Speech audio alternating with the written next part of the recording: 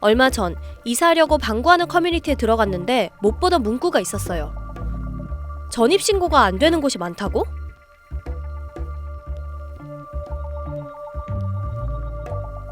실제로 자취생들이 흔히 겪는 일입니다. 전입신고를 하지 않는 조건으로 세입자에게 집을 내주는 주인이 적지 않습니다. 네, 지금 제가 거주하고 있는 데가 4층인데 지금 현재 2가구가 거주하고 있거든요. 근데 등기부 등본상은 한 가구밖에 등록이 안 되어 있다고 하더라고요. 그래서 전입신고를 하지 말라고 하는데 여기 보시면 제가 전입신고를 하게 되면 월세 5만 원을 추가로 내라고 되어 있잖아요. 근데 처음에 계약을 하실 때 집주인분이 저는 어차피 학생이니까 소득공제로서 혜택을 받을 일도 없고 전입신고를 하지 않고 이렇게 사는 게 너한테 유리하고 아무런 피해도 없다 이렇게 말씀을 하셔서 최근 다주택자 과세가 강화되면서 세금 부담이 커진 집주인들이 임대소득을 숨기려고 전입신고를 막는 거죠.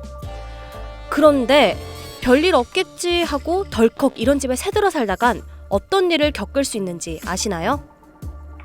일단 지자체에서 기본적으로 발행되는 행정서류를 받을 때 불편합니다. 주소지를 변경해서 받아보고 있고요. 투표는 아무래도 제가 대전으로 투표를 하고 있어요.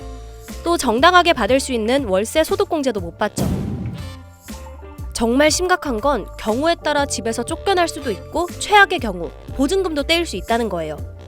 예를 들어 집주인이 사업에 실패해서 집 소유권이 넘어간 경우 전입신고를 하지 않았다면 이 집에서 살 권리가 있다는 것을 증명하지 못하는 거죠. 또 전입신고를 해야지만 보증금 중 일정액을 무조건 돌려받을 권리, 즉 최우선 변제권을 갖게 됩니다. 정말 꼭 해야 되겠죠?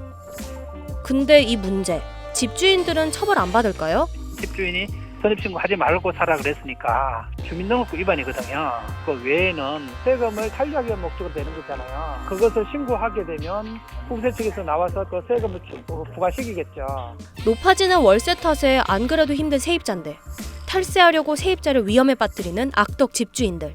그런 집에 절대 새들어 살지 말고 꼭 신고합시다.